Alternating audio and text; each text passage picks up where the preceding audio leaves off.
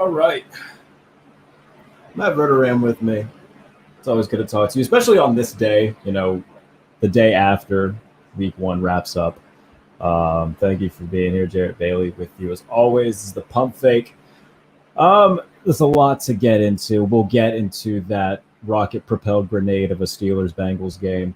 Um, just an ungodly situation in Denver last night with clock management at its finest.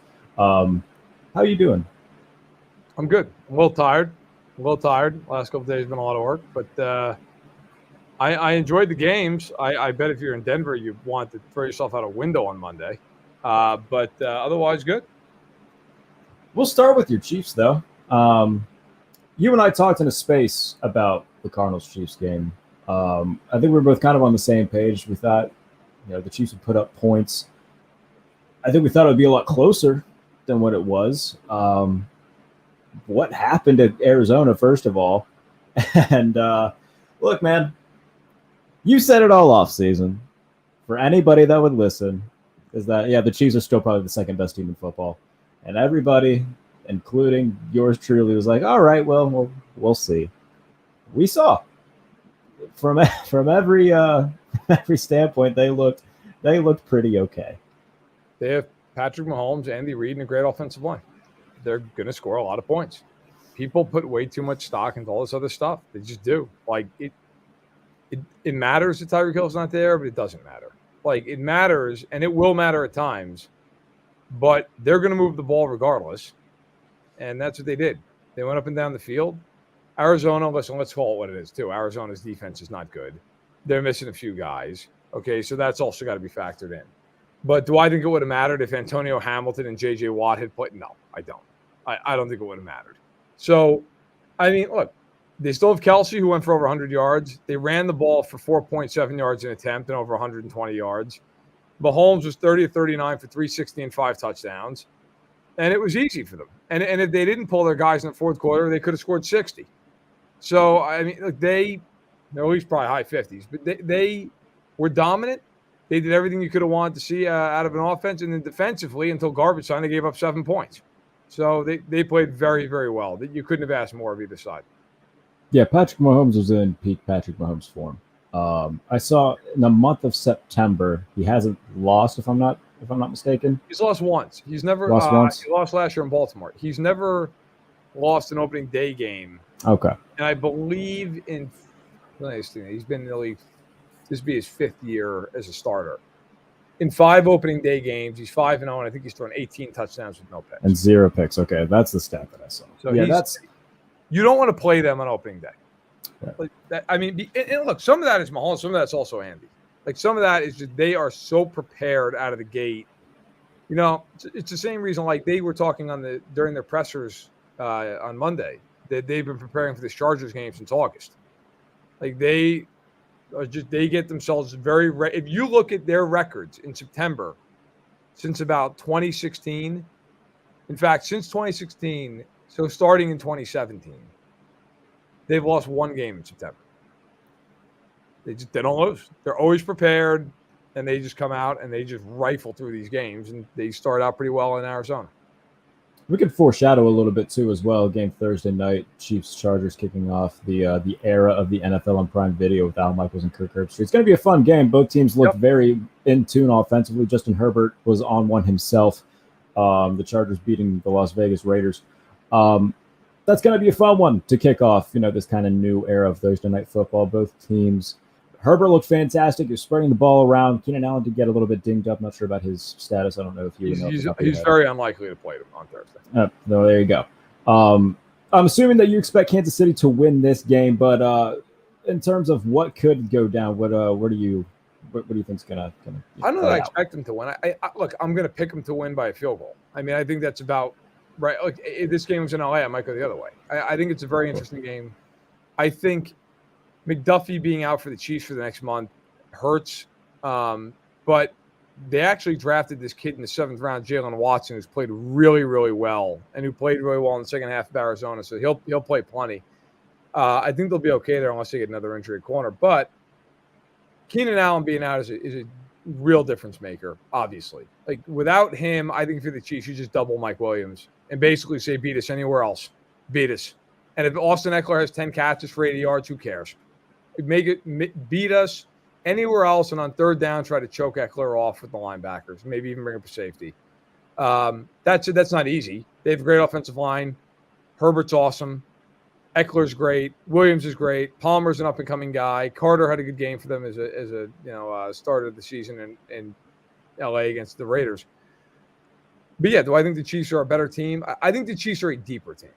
I think the Chiefs just have more guys they can go to. That was the one thing against Arizona. They had 9 guys with catches. They had 4 guys with touchdowns. Edwards-Helaire had 2 touchdowns. Isaiah Pacheco had a rushing touchdown. They bludgeon you with a million different guys. Your old friend Juju had 6 catches and 79 yards. Like MVS, Hardman, Sky Moore. So that's going to be the question I have with the Chargers. Can you cover all of them? Because you're going to have to. And you're going to have to get pressure. If the Chargers can get pressure with Mack and Bosa, they have a real shot to win the game. If they can't, I think it's a real uphill battle. And I think if you're the Chiefs, your whole game plan is get the ball out quick and let guys run after the catch. Speaking of Khalil Mack, kind of a poetic justice for him, sealing the deal for the Chargers. Bad day for Derek Carr. 3 interceptions. And the first game with Josh McDaniels as head coach. You and we saw pretty eye to eye on this. I didn't see much from the Raiders just because of that division. I think that they're the most shallow team in terms of having almost no depth in that division, especially on the defensive side of the ball. For sure. I don't know to expect from them going forward. I don't think Derek Carr is going to be 3 interceptions every week, but you got to have the ability to overcome that. And granted, they fought their way back into the game. It came down to the last drive. It did. But I don't know, man. Vegas is a team that I'm still, I'm not high on. I agree with you, but I will say this: that is kind of an interesting thing to go from the Chargers-Chiefs game to the Raiders. The Chargers were +3 in the turnover battle. Carr threw all 3 of them were bad picks. All 3 of them were balls that he shouldn't have thrown. The Chargers are +3. Herbert's great in the game. You have 6 sacks, and you're barely holding on with 2 minutes left. Why? Why don't you win that game by 2 touchdowns? Why don't you win by 17 points? It's weird. That's the thing about the Chargers are just they're a weird team. But with the Raiders need Carr to play very, very well. And if he doesn't, they're screwed because they can't block and their defense isn't good. So you need desperately for Carr to have games where he throws for 300 yards and he doesn't turn the ball over and Adams gets involved. And Adams was great against the Chargers. Yeah, he was. And then you have Renfro, and then you have Waller, and you need those guys to be great because if they're not great, that team's not good. They have a huge game against the Cardinals this week. One of them's 0-2. So, that's a game. I think the Raiders, by the way, will win. I think they'll find a way. But it's going to be interesting. I could also see that game being 38-35. The Raiders don't have an offensive line. I think that's what's going to kill them in this division. They just can't block. And all these other teams in the AFC West, they can all get a pass rush. And so, when you can't block and you have, I think, the lesser of the 4 quarterbacks in the division, it's tough. It's tough. I think they're talented. If they were in the AFC South, I think they'd win the division. But they're not. They're in the AFC West. We can wrap up the AFC West with whatever in the hell the final minute of Broncos Seahawks was. The thing for me when it comes to Denver is that you put all your eggs in the Russell Wilson basket. Yes. Last minute, you get the ball back. This is why you traded for him. And with a minute left, it's 4th and 5. You let the clock wind down to 20 seconds and kick a field goal from Spokane. What was the point of all of that? If you're Denver, they came out flat to begin with on both sides of the ball. Geno drove Seattle down right away, throws the touchdown. Now, granted, Alex Singleton did get a great pressure up the middle on the Geno Smith touchdown pass. He just kind of over pursued. Right. But regardless, Russell looked flat to start. Didn't get Cortland Sutton involved right away. Obviously, he kind of had his moments throughout later on in the second half. But Denver going into against a team in Seattle who many were expecting to be vying for the first overall pick. Now we're talking about, okay, what's wrong with the Denver Broncos? What is wrong with the Denver Broncos right now? And talk about that decision by Nathaniel Hackett. In a lot. based off week 1. If you want to base everything off that, they took 1 million penalties. And if I have to hear one more person say, well, if they didn't fumble twice to the 1 yard line, they would have. Yeah, well, they did fumble twice to the 1 yard line. That's the problem. Like, oh, well, it's avoidable. Okay, well, it was avoidable on Monday too. They still did it. I mean, give me what are we talking about? Also, by the way, if you want to play the woulda, coulda, shoulda game, the Seahawks had a 4th and 1 inside the Denver 10-yard line. They didn't get early in the game. Yeah. And on top of that, they fumbled the ball in their own territory, giving Denver great field position that led to points. And on the throw that Wilson made, his biggest throw of the night to Judy, touchdown pass down the left sideline, he should have been picked. That was an awful throw. That ball was underthrown by 8 yards. And Judy had the guy so cooked that he was still able to catch the ball and then run to the end zone. And then Wilson later in the game threw another ball to Diggs in the back of the end zone that was like a punt. Yeah. He caught and he dropped. I mean, that's 17 points for Denver. That's a swing of 17 points. So I thought it was a sloppy game on both sides in a lot of ways. But to me, it all comes down to the end of that game, which I can't begin to tell you, and I said this all on my own podcast, I couldn't begin to tell you what the hell they were doing. I don't know why. You have 50 seconds. You call timeout there. If you pick up 5 yards, you get a fresh set of downs with 45 seconds, 48 seconds, and 2 timeouts. You're fine. You could easily run another 4 or 5 plays and either get closer or, okay, if you can't get any closer, well, then at least you're closer than 64 yards. And then Denver lets it run all the way down. And what gets lost is McManus kicks the field goal, but Seattle calls timeout. He misses by a mile to the left. Yeah. I thought for sure, all right, they're going to rethink this now. Nope. Right back out there. And to McManus's credit, he actually made a very good kick. He just barely missed it. My problem, as you kind of alluded to earlier, Nathaniel, your team just paid this man $242 million. He is signed till he's 40. You traded multiple firsts, multiple seconds. Shelby Harris, who's a real player. Noah Fant, who's a real player and a young player. You traded all that so that you could sit there and neuter him at the 46-yard line on 4th and 5 and kick a field goal? I mean, what are we doing? What are we doing? Like that concerns me. Like, if Hackett had a bad game plan going into the game, that happens. Okay, he makes a bad play call on 3rd and 9. It happens. That kind of stuff is Pop Warner stuff. Like, you don't know to go for it there and get yourselves closer. If I'm a Broncos fan, that scares the hell out of me. That's like, does this guy know any kind of situational football? What is that? That was by far the most dumbfounding thing I saw the entire weekend. Who does Denver play going into week 2? I don't have the schedule in front of me. They play, so the schedule's actually advantageous. They play Houston at home, and then in week 3, Sunday Night Football home against the Niners. I mean, those are 2 games that they should. I would expect them. The Houston game they should win, and the Niners, I don't know what to take from the quarterback, but yeah, they could certainly win that game. Their schedule in the first half is the easiest schedule in football. In the second half, it's the hardest schedule in football. Fun fact there for the Denver Broncos. And we're going to touch more on the 49ers Bears game as we transition, but let's talk about the game that aged me by 25 years Sunday, excuse me. God.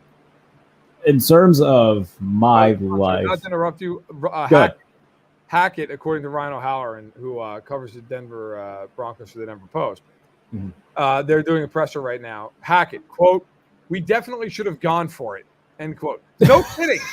No kidding. Better late than never. Welcome to the party. Okay.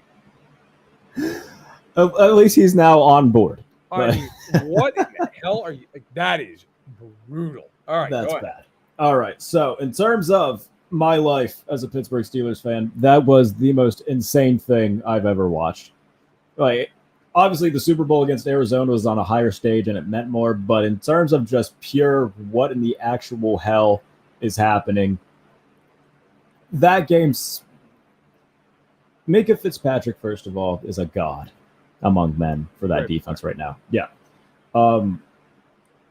This kind of, you touched on a little bit with the Chargers. The Steelers won the turnover battle 5-0. They had 7 sacks against Joe Burrow. And it took a blocked extra point, a missed kick in overtime, a missed kick of their own in overtime, getting the ball back by bad clock management by the Bengals because they punted with 15 seconds still on the play clock. A once-in-a-lifetime behind-his-head falling backwards catch by Deontay Johnson, and a prayer of a kick from Chris Boswell to win the game on the last second of overtime to win that game. Yeah. So, really, and by the way, TJ Watt's out minimum 6 weeks. Yeah. Real easy analysis of this game. I watched every snap of it live. I was infuriated as I had to sit there and continue to watch it as they wouldn't go to the Chiefs-Cardinals game because I had to watch the overtime. So, a few real clear ones for you. Mitch Trubisky stinks. Okay, I don't even need to waste 5 seconds of anybody's time or insult anybody's intelligence. He stinks. The sooner they move on from him, the better. Now, he also is not helped by the fact their offensive line stinks. I was going to say, to your own argument about the offensive line. Like, he stinks. Their offensive line stinks. Their weapons are good, but it doesn't matter because of the first two statements. So you're stuck in this hell where Trubisky has to constantly be in second and medium or third and short, or it's absolutely the seventh circle of Dante's Inferno. Okay? They have no chance to complete anything more than like 6 yards at a clip. So you have an offense that gets 5 turnovers, plays a 70-minute game, and scores 16 points because they just can't move. They have 1 touchdown. That all said, on the flip side, the defense was incredible. Yeah. I mean, turnover after turnover, 7 sacks. Highsmith was great. I mentioned him in my column this week. He was awesome. He had 3 sacks. 3 sacks, yep. I say everything about the Steelers' offense. Here's a fun prediction for you. Do you know who their next 3 games are? It's going to be home opener against New England, then Thursday night against the Browns, and then the New York Jets. They'll be 4-0. All right, you know what? I'm gonna say this about the Jets game. Mike Tomlin, historically up and down against the Jets. Last time they played in New York. Is that game at home? That game, I want to say it's at home. They'll smoke the Jets. I would like to think so. Last time they played the Jets, though, 2019 was, I believe, it was the first of their 3 consecutive losses when they were 8-5 with Mason and Duck, and they were beat by the New York Jets in New York. And prior to that, last time they played the Jets, Michael Vick beat them. So. I mean, not a great track record. That has nothing to do with any of these guys on this team now. Look, they're going to win. They're at least 3-1. I think they'll be 4-0. Yeah, I think worst case scenario, something happens and they're 2-2. I can't see them losing 3 straight here. Jacoby Brissett threw for 4.3 yards an attempt and less than 150 yards against Carolina. He is awful. Awful. Okay? Who do you think's worse right now, Trubisky or Brissett? Brissett. There we go. That's quite the statement after that little tirade you just went on about Mr. Trubisky. So bad. Because you know what? Like Steelers Nation, which I have a lot of respect for Steelers fans because I think they're great fans. But this idea that, like, well, no, they're going to resurrect. No, they're not. He's not good. Just stop. Like, he's not. Just accept that he's not good. It's like Roethlisberger last year. You and I had this conversation for 2 years. It's always about Matt Canada. And, like, I'm not here to tell you Matt Canada is good. But, you know, he has no chance. What is he supposed to do with this team? Air it out like he's got Fouts back there? Like, what is he supposed to do with them? They can't block anybody, and the quarterback's terrible. Like, so, look, but what matters is whether they win or lose games. I think they're going to win these next 3 games. New England's got a worse offense than Pittsburgh. New England's by a mile. New England doesn't have one weapon on that team that scares you, and Matt Patricia's coaching it. So I'm out on them completely. Do you know what Mac Jones, what his QBR was? Oh, I know it was bad. Was 9. It? 9. Oh my God. Right? 9. So Matt, you and I could suit up and put up 9. I honestly think if you throw the ball on the ground every play, it's like 13 or something. So that's 9. So that's them. That's the Pats. The Browns, if you stop them from running the ball and get them in any kind of second and third and long, that's a wrap. They can't score a point. And the Jets are horrible. So I'm looking at these games and saying, yeah, I think Pittsburgh's going to win the next 3 games. Now, I don't know that I think Pittsburgh's good, but I will say this for them. They will play defense, and they will be well coached. That team will not beat itself. They'll stay in the mix. Now, on the flip side, let's call a spade a spade. That is a god-awful loss by Cincinnati. Oh, yeah. I mean, as bad as it gets. You turn the ball over 5 times. You get sacked 7 times. You somehow still overcome all this crap. Burrow leads them down the field. They hit a touchdown on basically the last play of regulation. Yeah. All they need to do is kick an extra point. It gets blocked. Then they get back down there. They need a 29-yard field goal, and he missed it by 100 feet to the like. That's one of those games. Like if the Bengals ever missed the playoffs this year by a game, that's the game you look back and go, "Oh my God! I mean, how could you possibly lose?" Now they catch a break this week because they play Dallas, and Dallas starting Cooper Rush at quarterback. Right. So you're going to win that game unless you completely fall apart. But horrible loss for Cincinnati. And for Pittsburgh, it's great. I mean, if you're Pittsburgh now, even if you just win 2 of the next 3, you're 3-1. 3-1. The thing with the Bengals, I mean, Ian Eagle and Charles Davis kept referring to it, is the fact that they had, their backup tight end as their long snapper. And I understand that to an extent. I mean, there's a chemistry there, but yeah, that's a heartbreaker. A lot of plays made, and we touched on it already for the Steelers. A lot of new pieces on that side of the ball too, and we saw one of them will work when everybody and their mother in that stadium knew that the ball was going to Jamar Chase on the last play, and Akella Weatherspoon is playing off coverage. I don't know what to really say about that, or at least give him more help on that side, not just one-on-one against one of the best receivers in football. So definitely a lot of things to clean up, but defensively, man, they were stout. Offensively, as a Steelers fan, and the national media loves them some Najee Harris. He's a great dude. I love Najee Harris, but how much of a factor? He had 23 yards, Matt. Chase Claypool was their leading rusher on Sunday. He was. Like, how much of a factor is he really going to be if he's not? Mason Cole got hurt, although I think they said that he'll be coming back soon. Their best offensive lineman went down. So I don't know. Like, this is as great as Najee Harris can be. More and more, you look at that draft and say, they should have gone lineman. I'll tell you what, and they won't do it because it's just not who they are, which is fine. I understand that. If they get to 4-0, I'd call up the Niners and trade for Garoppolo. I would.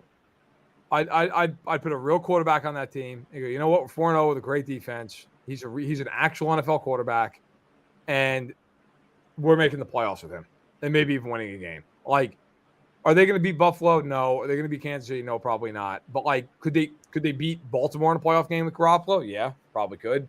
I mean, could they beat the Chargers in a playoff game with Garoppolo? I think they could. The Chargers are the Chargers until proven otherwise. So, I mean, if I'm them, I'm either doing that or I'm just giving the ball to Pickett and just saying, look, kid, we drafted you in the first round for a reason. Now, if you really don't want to play him because this line's just terrible or whatever, fine, then trade for Garoppolo. Give him a 5th-round pick for Jimmy Garoppolo. Now, I don't know if he's going to be available because if Trey Lance, doesn't play well, then maybe they don't even make him available. But I think about it.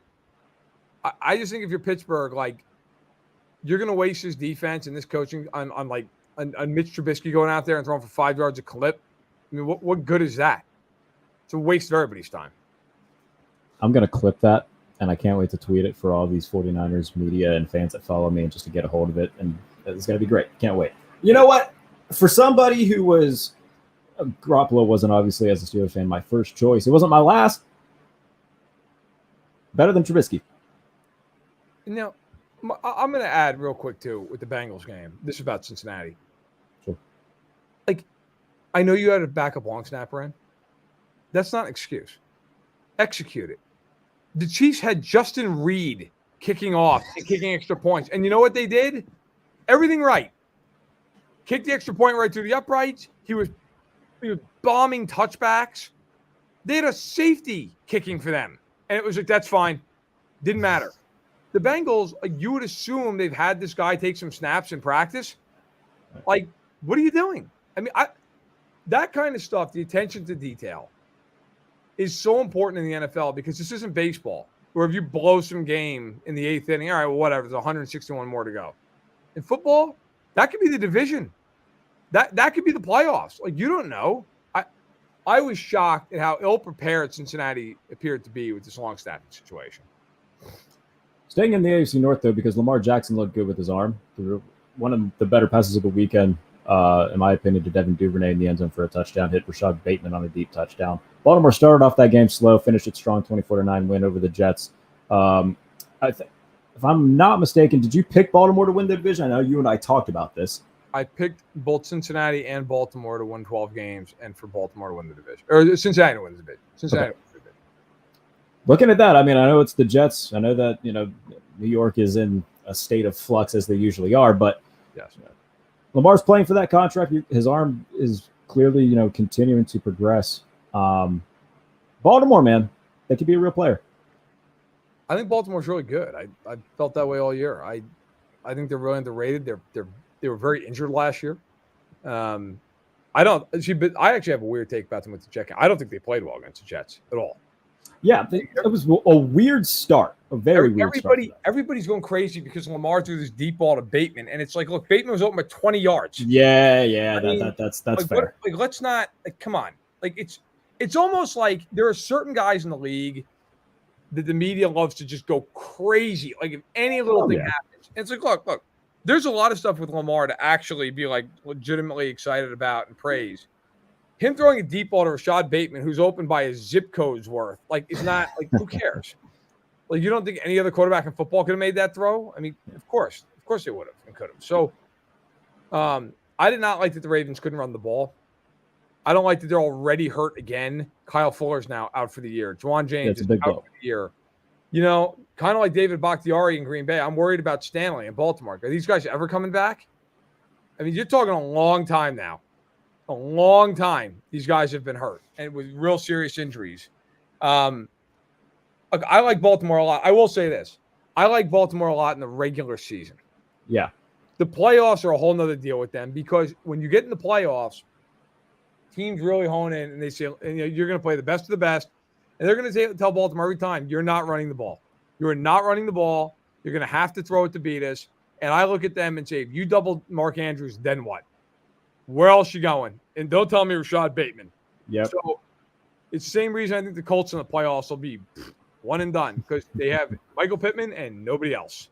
Like, you've got to be able to throw the ball in the AFC, and you've got to be able to get a pass rush. Baltimore can do the latter. I don't think they can do the former. Let's switch conferences because Green Bay, second straight year, they just look completely outclassed, unprepared in week one. Yep. Obviously, last year losing 38-3 to the Saints in Jacksonville. At this point last year, you and I were bitching and moaning because everybody was declaring Jameis an MVP candidate, and we were just pissed off. Now, a team that I was high on coming into the year, the Vikings, just put a shellacking on them. Justin Jefferson looks great. Kirk Cousins played really well. Zadarius Smith was all over the place. Is this more the Vikings being legit or Green Bay being unprepared? I think a little of both. Minnesota, I like this year as a double-digit win team. I think Kevin O'Connell coming in there is going to bring that offense out of the Stone Age a little bit. And they did that. Justin Jefferson had a huge game. On the flip side, and I led in my column, stacking the box with this. The Packers have got to accept that they're not who they once were. They are not a team that's just going to throw the ball and throw the ball and throw the ball and throw the ball. And then, hey, by the way, occasionally we'll sprinkle something else in. They've got to be a physical team. They've got to be a team that leads with a little bit more defense. They've spent 7 first-round picks on this current group defensively. They've spent $50 million on Devondre Campbell, who's a free agent linebacker. They spent money to keep Rasul Douglas, free agent corner. You brought in Jerron Reed, D tackle. Like you have so many resources on defense. You better lead with your defense. And Aaron Rodgers should be able to make 6 high-level throws a game. And otherwise, you run the ball and you play smart football and you beat teams 24-17. And that's fine. I picked them to go to the Super Bowl. And by the way, I'm still sticking with them. But you need to be willing to play different. And by the way, as well, Aaron Rodgers has got to stop with, I don't know if I can swear in your podcast. Go ahead, yeah. Fine. Aaron Rodgers has to stop with his bullshit. Stop blaming everybody else and stop being a bad teammate, man. Like, just, you know what? You want to rip guys privately. You want to go in a meeting room. You want to say what you got to say. That's cool. That's fine. Guys understand that. Christian Watson dropped the pass. I'm sure the guy feels awful about it. You know what? Like, he doesn't need you being out in the media bitching and moaning about every single thing that went wrong and why. Look, just be accountable. Stand up there. Take it on the chin and correct it behind closed doors. He has this thing where he's got to make sure everybody in the world knows it's not him. It's not him. It's Aaron. We get it. Everybody knows it's not you, bud. Like, go out, play football, and everybody can see that Christian Watson dropped the pass and the receivers weren't getting as open as you'd like them to. But the Packers have to fix this. Look, they play the Bears on Sunday Night Football. They're probably going to smoke them. Then they play the Bucs. And so that'll be a real test because Tampa defensively looked very good. Offensively, they looked very mediocre. But, look, Tampa's a good team. That was a very good team. So the Packers, I do think, need to just accept it. It's a little bit of an identity change. They traded away Devontae Adams. And, people kept correlating that to Kansas City with Tyreek Hill. There's one difference. The Chiefs still have Travis Kelce. Like, the Packers don't have Travis Kelce. So you've got to accept an identity change. The Chiefs also went out and signed Juju and MVS. And, the Packers didn't do any of that. Now, you can blame Gutekunst. You could say, hey, should have, but they didn't. And so they've got to change their identity a little bit. They've got to accept that. I thought against Minnesota, they didn't want to accept who they are. One of the better running back tandems in football that just kind of flies under the weather because they're not used in terms of Aaron Jones and A.J. Dillon. Yeah, they're great. So we'll see what happens with Green Bay. Now, I don't care what the line is. I mean, I think the Packers are winning by 80 against the Bears, a team that Aaron Rodgers has historically owned. They're coming off a throwback game, if you will. I mean, we kick off week 1 in a mud bowl of sorts in Chicago. Yeah. Early 10-0 deficit that the Bears overcome. Justin Fields touchdown pass to Equanimous St. Brown late in the game to give him the lead. Khalil Herbert scores after a Trey Lance interception thrown to Eddie Jackson. For 49ers fans, I mean, a lot of them were just being able to pencil in Trey Lance as being immediately better than Jimmy Garoppolo and how this team is going to be worlds better than what it was last year. You can pencil him in for a 13-win season and a trip to the Super Bowl. And now, I understand it was in a monsoon, but the Bears also played in that same monsoon, and they overcame a 10-point deficit, and they didn't, have however many yards and penalties. 49ers looked undisciplined. They looked sloppy, and there's a lot. If you're Trey Lance, we talked about him already, having Jimmy Garoppolo breathing down your neck probably isn't great, but that's a game that you got to win. Yeah, they played awful. I get that they basically played in Lake Michigan, but I mean, you got to. I care about the weather, but I don't care. Everybody played in it. Yeah. You're the better team. You got to win that game. Now, do I think that weather really hampered them? Sure. Didn't have Kittle, but come on, you're playing the Bears. It's the same way I feel about Denver the other. Come on, I mean, you can't win that game. You can't find a way to gut that one out. I mean, that's a brutal loss for the Niners. Now, I think they got more play than Denver, who I think Denver is already fighting uphill in that division. But I mean, it's a bad loss. And Trey Lance, let's be real. I mean, how much rope does he have here? I don't know. They play Seattle this week. If he doesn't play well against Seattle, is he starting week 3 against Denver? I don't know if he does. Look, I don't care what the Niners say. Actions speak louder than words. The fact that they kept Garoppolo on that team tells you everything you need to know about at least some of their thoughts about Trey Lance. I'm not saying they don't believe in him, that they don't think he's going to be good. It at least tells you that they're concerned that he's not going to be good. Because if they thought he was going to be great, Jimmy Garoppolo would not be on that team right now. And that was the weirdest thing of the offseason. We expected Garoppolo to be the first domino to fall. Instead, he's the domino that didn't fall, and he stayed with the team that he was on the previous season. The back end of their schedule, I don't know if you've seen it. It's not easy, especially the final, weeks 13 to 18. Yep. Back-to-back games against both Los Angeles teams thrown in there. I mean, Arizona isn't going to be a slouch. Any of those division games, are never easy. I just don't know what to like. They're good defensively. We know Nick Bosa is great. What are we supposed to make of a 49ers team who, goes into Soldier Field and just lays an egg? I don't know. We're going to find out. We're going to find out as the weeks go on. I think the Niners are really talented, but I don't know. I don't know what's going on with the quarterback. And if the quarterback's not good, none of the rest of it matters. So I will say this. It is week 1, and it was played in the monsoon. Okay? I mean, I would caution any week 1 game. The only real thing I took out of week 1 is the Bills and the Chiefs are really fucking good. Okay? Yeah, man. Which I don't think was any huge secret, at least. Certainly the Bills. Maybe some people were surprised by Kansas City. I was not one of them. And the other takeaway I have is Nathaniel Hackett might be a little over his skis. I mean, honestly, that is such a mind-numbing decision. And then to come out today and be like, looking back, we probably should have. Yeah, no kidding. No kidding. Really, you think? So that, other than that, I mean, what else? I don't take anything away concrete from week. It's just too early. Teams change every. I remember plenty of games in week 1s over the years. You're like, oh my God, look at this team. And then hell, last year Carolina was 3-0 And people are talking about Sam Darnold and how great how's that going? They're 2-12. That felt like a personal attack. But I'll let it. I'll let it go. You did what you did. I did do what I did. I was very much. I wasn't just on the Sam Darnold hype. I was conducting the Sam Darnold hype train. I was so ready, so happy for Sam Darnold, and then it fell apart. Sam Darnold's not good. Speaking of quarterbacks that you don't like, you thought that I was going to let you get out of a show without talking about the Washington Commanders. Here, you like stats, so do I. Here's a stat for you. For the first time since the day he tore his ACL against the Rams, Carson Wentz had 4 touchdowns in a game as he led the Commanders to victory over Jacksonville.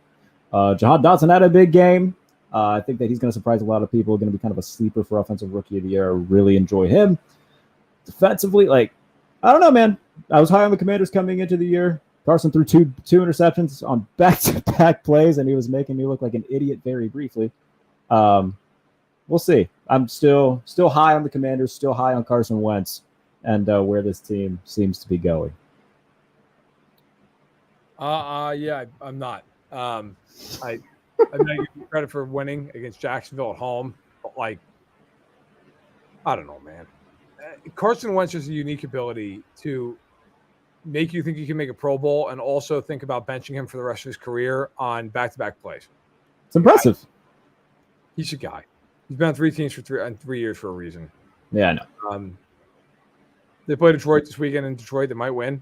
We'll see. They might lose, or actually, if they're an underdog. I think the Commanders' dogs in that game. Yeah, by 2.5 points. Well, I'm gonna bet the hell out of that. Yeah, I'll have fun. I will. I don't know. I think Washington's an average team. I think they're an average team. I don't think they're good. I don't think they're terrible. I just think they're kind of whatever. By the way, the most perplexing line of the week for me is that your team is a 1.5 point dog to New England at home. Matt, I don't bet on the Steelers. I just don't understand how.